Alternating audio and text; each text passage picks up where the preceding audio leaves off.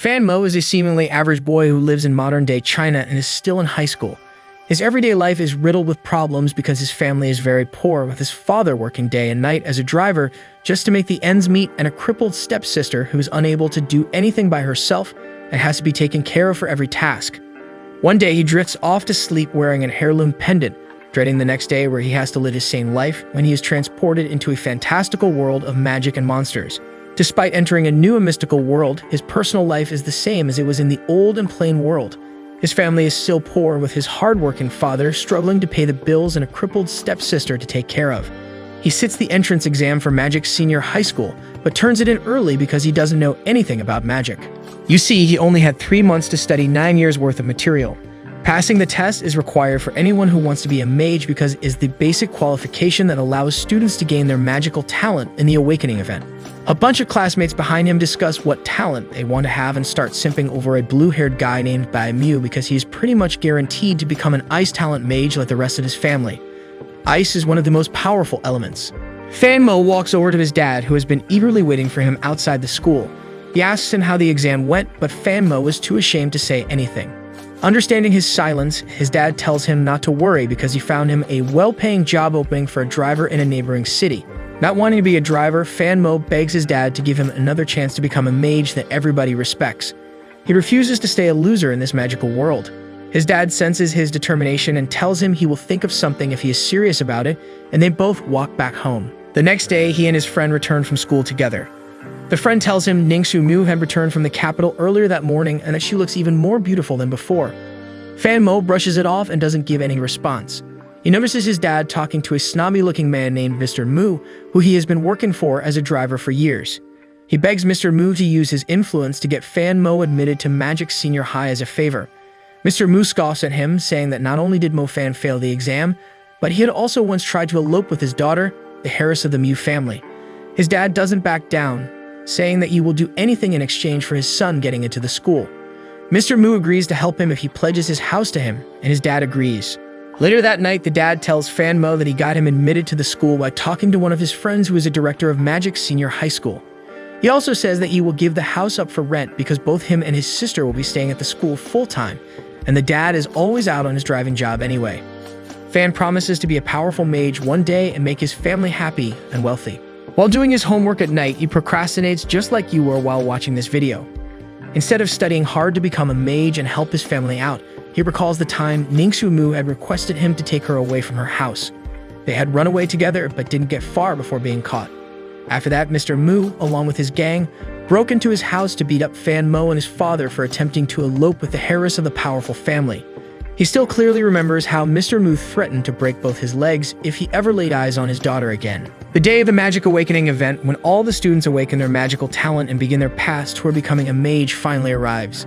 Everyone receives a badge that will bear a specific symbol once their power awakens, along with 7 stars. Usually, the 7 stars are dark at the beginning, meaning the person is just a beginner. The stars start glowing one by one as the person becomes stronger. Having topped the exam, Bai Mu goes first and touches a crystal ball in front of the class to awaken his talent. As expected, he gets the ice talent like everyone in his family. Even one of his stars is glowing, showing he is already more skilled than the average beginner. Fan Mo goes last while everyone makes fun of him as he approaches the crystal ball. Nothing happens when he puts his hand over it, making everybody laugh. He tries once again with a renewed focus, and this time, a bright purple light beams out of the crystal ball. Everybody, even students from other classes, crowds around him with awe to see the purple light. Purple signifies the thunder element, the rarest and strongest element known to the world. Fan Mo enters a state of daze and remains standing with his hand on the ball for a long time. Everyone in the class has left when he regains his senses and notices that the ball has now turned glowing red. Fan Mo realizes that he has awakened not one, but 2 of the most powerful elements. But for some reason, his classmates don't remember seeing him get the thunder talent. He can't wait to prove his classmates wrong with his newfound talents. 2 months pass since the awakening, and their teacher explains how to complete the magic release. The goal is to control the 7 stars that move at will in everyone's spiritual world by focusing your mind to bring the stars into a fixed and stable orbit. Achieving this causes one to complete the magic release, granting them their magical powers. Bai Mu already has control over 5 stars, the highest in the class. Fan Mo is the furthest behind, only being able to control one of his stars for his fire talent. After school, he sulks around over his mean classmates. He is frustrated that nobody knows he can already control 6 of his starts in his thunder talent. Still, he always somehow loses at the 7th star, making him unable to unlock his thunder abilities. While walking, he runs into his younger sister Xingxia at a park. He realizes she is stuck sitting on a swing because a group of delinquents took her wheelchair away. The leader likes her, but since he lacks the raise to actually win her love, he thinks blackmailing her by taking her wheelchair until she agrees to be his girlfriend is a good idea. Infuriated, Footman confronts them to take her wheelchair back, but they put up a fight. Ready to fight for his sister's honor, he channels all of his will into aligning the stars of his thunder talent. He successfully unlocks his first thunder ability, Wrath of Thunder, and electrocutes the leader. After learning he is a mage, the others get terrified of him and run away. Once gone, he returns the wheelchair to Xingxia, and she tells him how proud she is that he can use magic. Back at home, Fanmo practices aligning his fire stars in the bath because he desperately needs to pass the final exam. His father is taking a big risk by taking the driver job in the neighboring city because the surrounding cities have regular monster attacks. His father would be defenseless in such a scenario as he is just an ordinary, non-magic person. Xingxia asks him how he learned to use Wrath of Water so quickly. She suspects he joined Black Curia, a cult that helps people master their skills quicker. He reassures her that he was only able to do it because he practiced a lot privately. Once she leaves, he realizes that he can't show his thunder power to people just yet because it would raise such suspicions. The thunder talent will be his trump card while he practices hard to master his fire talent in time for the final exam. One day, a new practical magic teacher comes into class and introduces herself. Yutang is a fire talent mage, and all the boys instantly fall for her looks and badass abilities. Fanmo also gains newfound motivation after watching her demonstrate her fire burst trick. However, while Fanmo spends all his time working hard on honing his skills and showing gradual improvement in his classes, Bai Mu and Mr. Mu scheme over ways to make him fail like cartoon villains. They're still salty over the elopement and want to ruin his life for the incident. Mr. Mu plans on sabotaging his final exam by using a dark stone. The dark stone looks like a normal black pebble, but it has the ability to absorb magical energy from anything it touches. With the help of a corrupt teacher, he plans on having the stone planted under the crystal ball during Fan's turn to absorb the light coming out of it, which would indicate a poor performance worthy of a failing grade.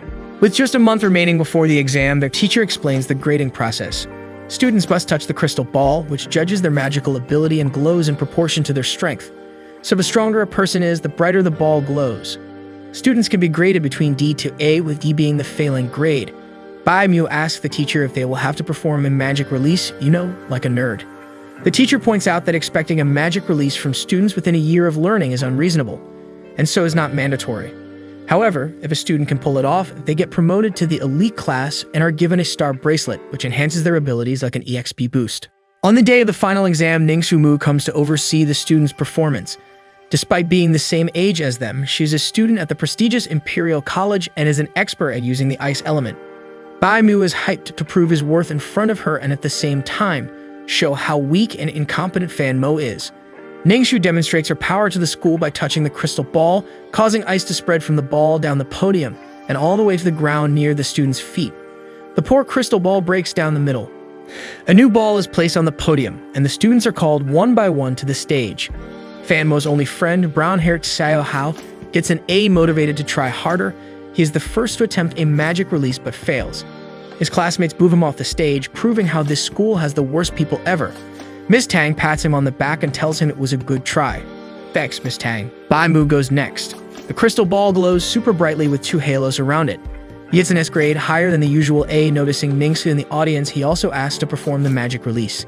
He successfully aligns all 7 of his stars and launches a line of creeping ice to freeze the target. He gets a good B grade for the magic release. His performance puts even more pressure on the next student, who just happens to be Fanmo. The examiner and Mr. Mu share a cheeky smirk before he goes on stage and secretly places the dark stone under the crystal ball as planned. Fan gets on stage and places his hand on the ball. To his surprise, the ball releases the weakest orange light. He tries again and still fails. Mr. Mu uses this chance to tell Ningshui how incompetent he is and how he has disgraced his family for not even managing to pass this exam. Ningshui remains silent as everyone else ridicules and makes fun of him. Fan doesn't stop trying, and eventually, the stone breaks after absorbing too much power. After that, the crystal ball brightens with 1 halo around it. The teacher gives him a B. Miss Tang, who was watching the whole time, suspects the crystal ball is faulty and appeals for a reevaluation of Fan. The students support Miss Tang, thinking she must be saying that because she believes Fanmo deserves a lower grade. The teacher begs Miss Tang to drop her claim because he doesn't want Fan to fail in a fair retest. But Ningshui steps in and also presses for a retest. Another crystal ball is brought in immediately. As soon as Fan touches it, the ball glows a blinding red with rays of light encircling his body. With the S-grade, he asks to perform a magic release. Once the target is placed in front of him, Fan Mo expertly launches a big ball of fire, setting the target on fire and earning him a grade for the release. Recognizing his potential, a Mr. Mu with a better hairstyle and higher standing than the usual, Mr. Mu calls him and invites him to be a part of the Mu family and offers him a Fire Star bracelet to better harness his powers. To everybody's shock, Fan Mo not only turns him down, but insults him and the family for belittling his father, treating him like a lapdog, and for breaking into their house to beat up him and his father, causing his father to receive a back injury that never healed. Mr. Mu tries to retaliate by using his ice powers, but the principal intervenes by pointing out no violence can take place within the school grounds. He asks Fan to apologize for disrespecting his elders, but Fan refuses. Mr. Mu threats to have him expelled, but the principal retorts that he won't be expelled while he holds his position. Bai Mu challenges him to a duel to set things straight. Mr. Mu doubles down on the idea and declares the duel will be fought between Fan Mo and Ang Yu, his adopted son who is even stronger than Bai. Fan agrees and decides that if he loses, he will apologize to the Mu family, but if he wins, the Mu family has to apologize to his father. According to the mage laws, duels are forbidden between underage mages, so they set up a date 2 years later to settle the fight once and for all. Ningxi smiles at Fan Mo before leaving with the rest. The next semester begins with Fan Mo at the top of the elite class. The teacher explains that there are 3-star bracelets which will be given to the top 3 students in the class for 1 month. However, as punishment for insulting the Mu family, Fan will only have the bracelet for 10 days, after which it will be passed to the 4th student. Since the bracelets are limited and highly valuable, a student returning them late or damaging them will not only result in their expulsion, but also a ban from ever becoming a mage. Later that night, Fan stares at the bracelet while sitting alone in the dark. Every time he takes the bracelet out of his pocket, the mysterious pendant on his chain starts levitating. He puts the bracelet on when the pendant lifts up, unwinds, and the mouth of the fish opens up to eat the bracelet whole. Fan Mo frantically tries to get the precious bracelet back when Miss Tang approaches him from the back and correctly guesses that he lost the bracelet. He explains what happened and shows her the pendant. Upon inspecting it, she realizes that it is a one-of-a-kind magic gear that feeds on other gears like the bracelet and spurts to increase its boosting power. This explains why he was able to unlock 2 elements and how he was able to progress much faster than his peers. She advises him to keep the pendant a secret from others and grow it by feeding it other gears. She assures him she will take care of the lost bracelet matter and disappears. A few days later, the class goes on a field trip to Snowy Peak Outpost, a 24/7 heavily guarded place beyond which many man-eating monsters live. Fan goes there with his pendant clearly visible above his plain white t-shirt. Smart. The instructor there assigns them on a bounty hunt assignment. To cut them some slack for their inexperience, the whole class will be given an A if at least 1 student completes it. However, if nobody completes the hunt, the whole class fails. The students decide they'd rather give up to avoid risking their life, but the instructor calls them out for their cowardice despite being part of the elite class in the best magic school. He says that the students that successfully hunt down a monster will be awarded with a magic armor, a piece of magic gear that costs thousands. Fan, determined to get stronger for the duel, sets his sights on killing a monster. The class splits into different teams to explore the wilderness beyond the outpost, using their powers to get rid of any obstacles. 2 teams, which includes Bai Mu and Fan Mo, reach the cave that the instructor had ordered them to find. Their job is to inspect the cave to check if there are any one-eyed wolf demons remaining there after they were wiped out by the outpost mages, and to look for a star bracelet that the instructor lost down there. While the others scout the large cave in groups, Fan gets fixated on the pond outside the cave. His friend asks him what he's thinking. Fan points out that the pond is only half full despite it having rained right before they had arrived to the outpost, and the water line is still visible, indicating that something huge must have drank half the water from the pond. The friend panics and rushes to tell the others. Of course, they don't believe him and Fan and tell him to stay behind if they are too scared to enter the cave. Literally 10 seconds after entering, they face a giant wolf, causing everyone to scream and run around. Bai Mu tries to use his powers, but fails to concentrate and almost gets bitten by the wolf. Another fire student tries to take it down, but Fan Mo carries her away before it pounces on her. While all the students are losing their mind, the instructors and teachers watch them from atop a cliff. In reality, the wolf isn't a one-eyed wolf demon, but is simply one of the instructor's much less fierce pet archwolf. It is simply a test to see if the students can use their magic in real dire situations. Just when the lead instructor believes none of the students are up to the mark, they see a flash of blue light come from the cave. Bai Mu successfully uses his level 1 creeping ice ability to lock the wolf in its place. After seeing Bai succeed, the same female student breaks out of Fan's hold and runs back to the cave to fight the wolf as well. All of her level 1 fire burst does is to melt the ice that Bai casts and set the wolf free completely unhurt. Another student with the thunder talent tries to save them, but it only stops the wolf for a couple of seconds. Realizing that level 1 magic has no effect on the wolf, Fan finally focuses and unlocks his level 2 fire ability, cremation. It sets the wolf on fire, causing it to leap into the pond. The instructors and teachers are delighted to see a talented mage among the students, but the wonder realizes that he no longer has control over the archwolf. So far, the owner had it under his control so that it would not hurt the students. Now that it is completely free, they are under actual danger. The wolf first targets the girl, but Fan's brown-haired friend uses his wind powers to quickly take her away from the wolf's sight. Bai Mu tries to follow that with an attack, but the wolf jumps over him and tries to reach Fan. They all run deeper inside the cave while the wolf follows them. One of the classmates suggests they should run away while the small group fights the wolf so that their deaths aren't wasted. Thankfully, the others refuse to leave behind their friends. At this point, the lead instructor charges into the scene with angel-like wings and asks where the wolf is. Fan and his friend flee from the wolf with the help of his wind powers, but the wolf ends up hurting the friend when he tries to protect Fan from an attack. Angered after seeing his friend get hurt, he faces the wolf head-on, this time with his thunder talent. The wolf slows down after being electrocuted when Fan notices a giant spike hanging over the wolf. He uses his level 2 fire powers to make the spike fall and pierce right through the wolf's body. Once the wolf collapses on the ground, a small white orb comes out of the wolf and gets absorbed by his pendant. He doesn't waste much time thinking about it and rushes to his unconscious friend's aid. The lead instructor catches up to them and is shocked to see the wolf dead. Fan explains that he used his fire powers to make the spike kill it, but the instructor is still skeptical over how the archwolf failed to dodge it with its razor-quick reflexes. Fan waves off his wonder by requesting help for his injured friend. Fan and the instructor start moving towards the exit, with the friend on the instructor's back. They run into the rest of class and teachers who came looking for them midway. They ask where the wolf is to find out that it is dead.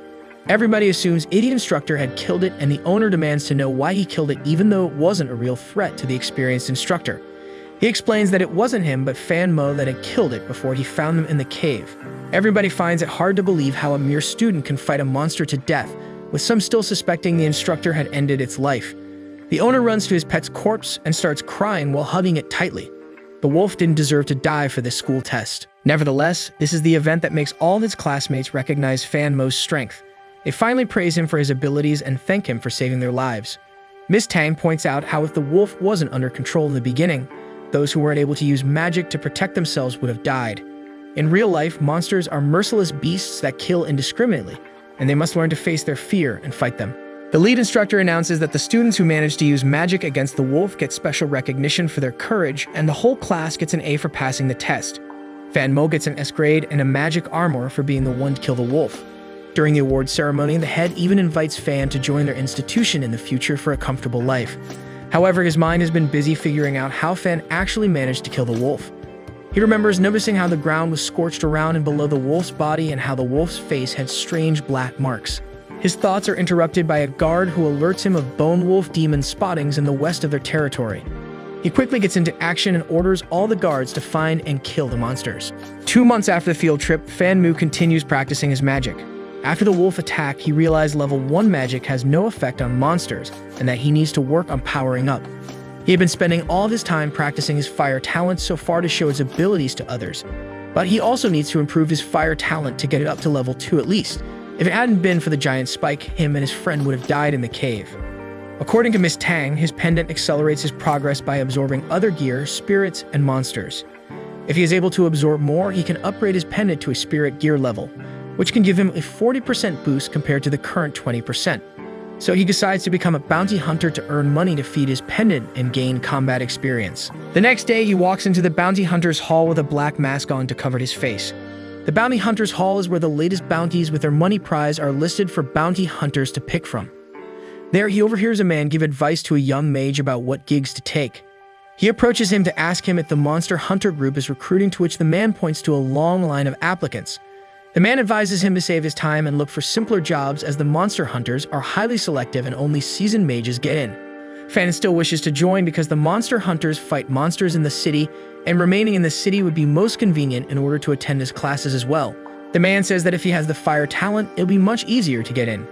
He asks if it would be easy with thunder, and the man laughs, thinking he's joking. Since thunder is so rare of an ability, even a newbie can get into any group. With this information, Fan gets in line to apply for the opening at Monster Hunter. Everyone before him gets rejected, causing the captain to get frustrated over the inexperienced applicants who underestimate the skills required to be a part of the group. For Fan Mo's turn, the junior employees ask him about his qualifications and almost turn Hai away for not even being a certified hunter. However, he demonstrates his thunder talent to them, causing them and everyone in line to gape at the sight of an element they've never seen before. The captain bursts through the door and welcomes him into the Monster Hunter group, ignoring his inexperience and dismisses all the other interviewees. He starts introducing Fan to the main members, starting with the deputy, an ice mage named Tang Kai. Fan recognizes her as one of Ningxu's cousin and hopes that she doesn't recognize him. The rest of the introductions are interrupted by intel that a girls' junior high school is under attack by demons and that one student is missing. The captain asks Fan to go back home, but he asks to join them on their mission, to which the captain agrees. On their way, he keeps trying to call his sister because she's a student at the school under attack. He worries that his sister could be the one missing. Once they arrive, the captain delegates different duties to the members and instructs Fan to inspect the canteen. At the canteen, Fan gets jump-scared by his phone's ringtone. He answers it to hear his sister's voice. She explains that she forgot to take her phone during the emergency evacuation and is using a payphone to contact him. She says that although she is safe, she had sensed something lurking in the dorm. While evacuating, she spotted a girl walking in the opposite direction towards the canteen and is worried about her. He reassures her that he will look for her and ends the call. Right after hanging up, he makes eye contact with a huge one-eyed blue blob of a monster. It shoots a beam of explosive light toward him, but he is able to duck and dodge it, causing the window behind him to break and the surroundings to catch fire. This alerts the other members and they quickly arrive at the scene. The water mage blocks another beam of light that would have hit Fan with a wall of water. They tell Fan Mo to retreat so that the experts can take care of it. They expertly maneuver around the monster's beams, while the captain uses his fire abilities to control the fire in the area to follow the demon. It gets roasted alive once his level 3 firestorm hits it in one strike. They relax once they think the threat has been taken care of, but the demon somehow survived the attack and opens its eye. It pounces at the off-guard ice mage Tang. The captain orders the water mage to block it, but it simply passes through her shield and makes a gash on her clothes. Fan is the one to react quickly enough to take it down before it causes further damage by casting his Thunder Serpent power. The captain yells at the water mage for failing to stop the demon. He doesn't want to hear her apology because an apology in their group means someone's life could have been taken. He praises Fan for his amazing reflexes and promotes him as a full-time member for his good work. Later, Fan notices the rat demon's spirit as a yellow orb float out of his body and get absorbed in his pendant, like the wolf's had, but realizes that nobody can else see it. The Monster Hunter's mission is not over yet. They still haven't found the missing girl yet. Some of the members only spotted a tunnel in the kitchen filled with the demon's footprints. They deduce there are more than just the one Cyclops rat demon they faced, an operation the scale of which will need to be handled by the Association of Magic Societies. After having alerted them, the Monster Hunters leave the school. On their way back, one of the members who found Fan's phone on the canteen's floor points out that he has many missed calls from the same number. Fan returns home to find his sister by a payphone. She is so relieved to see him safe that she tries to get off her wheelchair. He comes to her and hugs her, reassuring her that her brother can now take care of monsters and has gotten rid of the one in her school with help of his team. He recounts the story lightheartedly to make her feel comfortable and tells her that her highest priority should be to protect herself for his sake. Meanwhile, at the Giant Mu residence, Ang Yu, Fan's future duel opponent, has been leveling up quicker than his peers. He has already reached level 2 of his ice talent and should reach level 3 within a year, with which he will have the ability to freeze a huge area around him. Despite this, Ang is still dissatisfied with his progress because Ningxu is ahead of him. Mr. Mu tells him he should only be concerned with defeating Fan at the duel, an accomplishment which will earn him rewards from the master. He then goes to the cooler Mr. Mu and asks him why he has to duel Fan Mo, since he is an unworthy opponent. Mr. Mu agrees with his sentiment, but says he had no choice because it is what the principal and master wanted. As a bonus, he believes that winning the duel will be the first step towards Ang controlling the city. That's not all. As another bonus, the Sacred Spring is at stake. The Sacred Spring is a place where only one person is chosen to train in each year, and all schools and big families hope to score the position. Demonstrating his overwhelming powers in the duel will make him a candidate for the spring. At the same time, the other Mr. Mu and Bai meet at a garden to scheme as well. Bai notes that the master seems to favor Ang a lot and asks if he could be the next leader. Mr. Mu says that Ningxu is the only true heir to the Mu family, and that the master is only using Ang like a dog so that Ningxu can use him as a stepping stone to her position at the top. Over at the Monster Hunters headquarters, Fan gets his first fat paycheck. As a full-time member, he is excited to get a hefty amount for each mission as well as bonuses. This will let him feed his pendant quickly and level up even quicker. Due to his new gig, he doesn't attend school as much. One day, when he gets the time to show up to class, Min Zhao, the girl he saved from the wolf, approaches him. She asks him if he'd be willing to go out with her. He assumes she's fallen for him and agrees. He expects to go to a movie or a restaurant on their first date, but the address she gives him leads him to an empty alley. When she arrives, she starts talking about regular tremors occurring in the area. Confused, he asks her why she asked him out. She clarifies that her grandmother's lives in a building nearby and that she has been experiencing frequent tremors at night.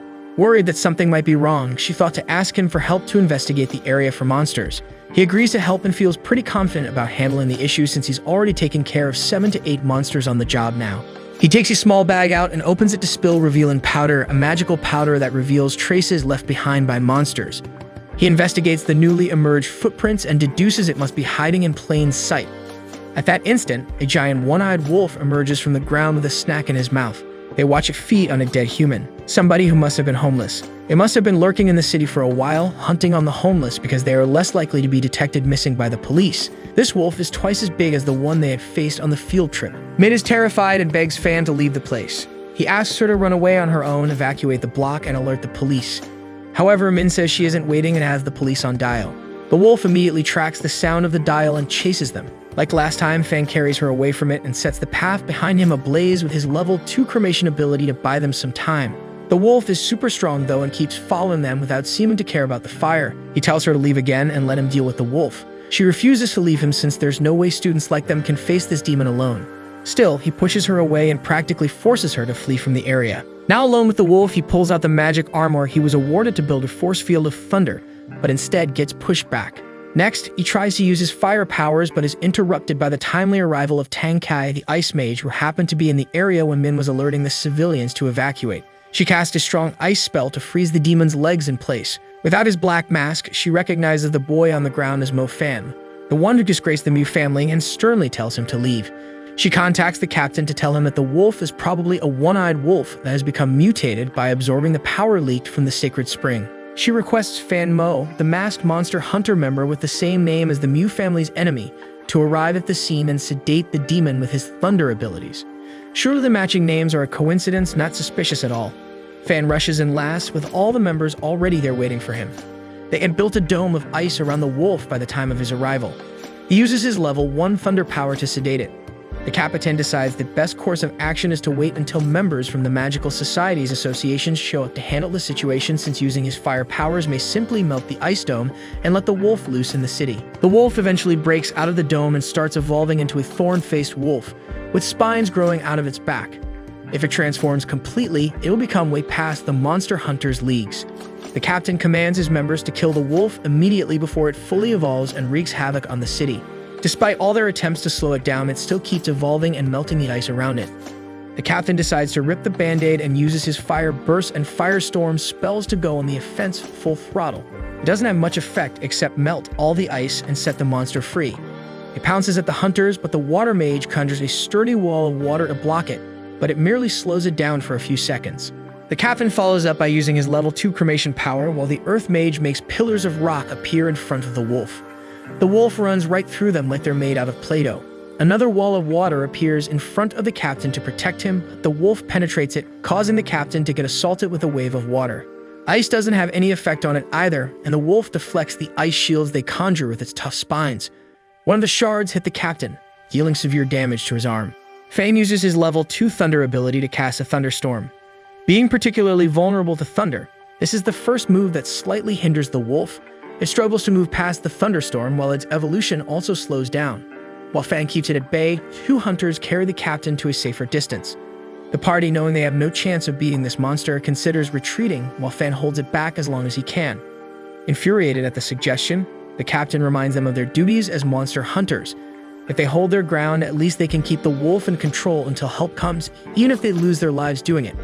However, if they flee, thousands of innocent civilians will die. Despite his grave injuries, he stands up straight and helps Fan with his fire magic. Right at that moment, a flood of water appears out of nowhere and submerges the wolf. The mages are shocked to witness a mid-level water-powered tsunami in front of them.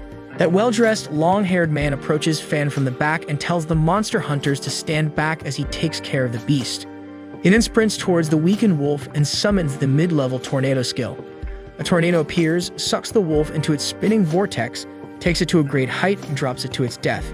The spirit of the dead thorn-faced wolf gets absorbed by Fan's pendant. Turns out the man is Mr. Yang, an experienced and powerful member of the Association of Magical Societies.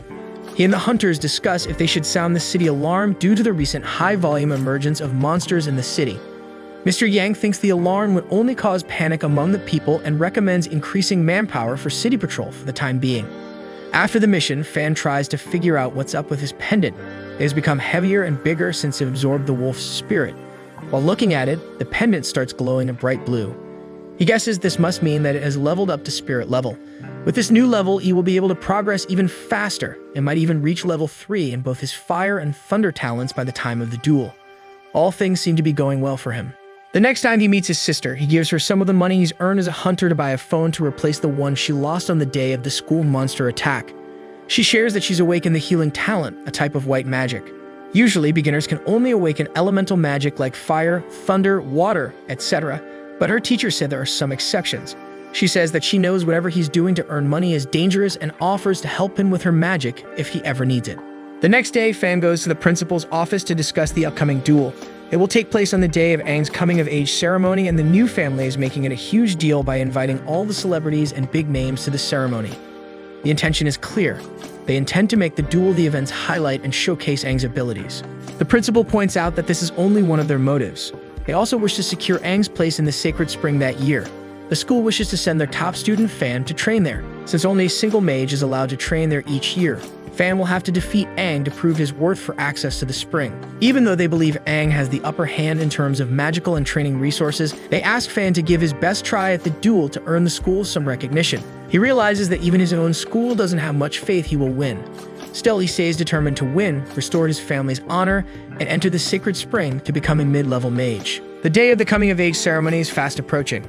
Master Mu tells Ningsu how he has put so much effort into Aang's development so that he can ultimately become Ningsu's loyal assistant. She is destined to control even more than just this city. She asks him if the duel must take place publicly, to which the master replies that Fan has caused extreme shame to the Mu family and must be shamed publicly as well. She excuses herself and leaves the room. She approaches Fan sitting alone in a spot overlooking the Mu mansion, from where he can see the stage of the duel that will take place the next day. She advises him to skip the duel and run away from the city because Aang will show no mercy. Fan turns down the idea, explaining that her father is a bully who would relish in backing down. He wishes to honor his own father, who has worked all these years to raise him and his sister without their mother, who abandoned them shortly after Xingqi's birth. He never complained, even after being beaten up and shamed by the Mu family for his son's mistake. He wants to prove to his dad that all he gave up for him to become a mage wasn't a waste, while also proving to the world that his dad isn't a fool. The ceremony day finally arrives. Tang graciously greets the monster hunters at the mansion, but immediately changes her tone when Fan arrives unmasked. The other hunters miss their teammate Mo Fan, who said he couldn't come that day. When they see Fan's back while walking inside, they feel like they recognize him from somewhere. Tang explains that they had seen him briefly when arriving at the wolf demon's scene, before she had ordered him to leave. They find more similarities between Fan and Mo Fan, but Tang assures them that their Mo Fan is 10 times more talented. Fan's classmates meet him while he gobbles up food before the duel. They come to show him support, but he seems carefree enough on his own. His dad was also invited to see the duel. Master Mu takes to the stage to raise a toast to Aang and his future in leading the city. Amidst the cheering, he announces the duel to the guests. Everybody gathers at the arena to spectate the much-awaited duel. Aang confidently strides toward Fan, armed with at least 3 kinds of magic gear. The two firmly shake hands, Aang casting a spell to freeze their hands while Fan counters it with a fire spell to melt it. Then they take up opposite positions in the arena, facing each other. Master Mu signals the duel to commence. Aang goes on the offense first by sending a sheet of ice using level 2 magic, which Fan promptly melts with Fire Burst. Fan retaliates with multiple level 2 cremation fireballs, which Aang dodges with swift speed thanks to the magical earth element shoes he has equipped. Aang surprises the crowd by unleashing the level 3 ability, Creeping Ice Storm, to rapidly freeze the whole arena ground. The ice storm is capable of freezing a one-eyed wolf to death in a matter of minutes. It seems to be a quick end to the duel, but Fan persists with a wall of fire to protect him from the cold. It is, however, snuffed out eventually. The principal insists on ending the duel at that point, as the ice storm may kill Fan, but Master Mu prolongs it by saying the fire mage should be able to withstand for longer. Fan tries to unlock his level 3 firepower for the first time, but the sub-zero temperature makes it hard to concentrate, and he has always failed at focusing the 5th star into orbit. However, the desperation of saving his life allows him to align all 7 stars. He casts a powerful level 3 ignite spell, successfully keeping the ice at bay. He then launches attacks on Aang, who dodges them with his shoes. Fan decides to use a different weapon and unleashes his newly obtained level 3 firestorm attack. The large-scale offensive spell hits Aang, causing him to hit the ground and injure his legs. The audience is in awe to see a beginner from a poor family take Aang down. Aang is not done though. He gets up and removes his scorched cloak to reveal magic armor underneath. The head instructor from the Snowy Peak outpost, who was watching the duel, gets up from his seat and announces Fan to stop fighting. The magic armor is fireproof, and the audience has already recognized his great abilities. Aang scoffs and eggs Fan on, saying he should surrender because his poor father can't afford anything to make him win. Not wanting to hear yet another insult being thrown at his father, Fan refuses to surrender. He finally pulls out his trump card, his thunder talent. Everybody, including Aang, is beyond shocked to find out that he has not one but 2 of the strongest elements at level 3. He unleashes a mighty thunder dragon that penetrates Aang's armor and shatters it to bits, ending the duel once and for all. The amazed audience cheers for Fan's victory while the Mu family bang their heads against the wall. Fan, the hero, is finally able to make his hardworking dad proud and proves to the world that he and his family are worthy of recognition and respect.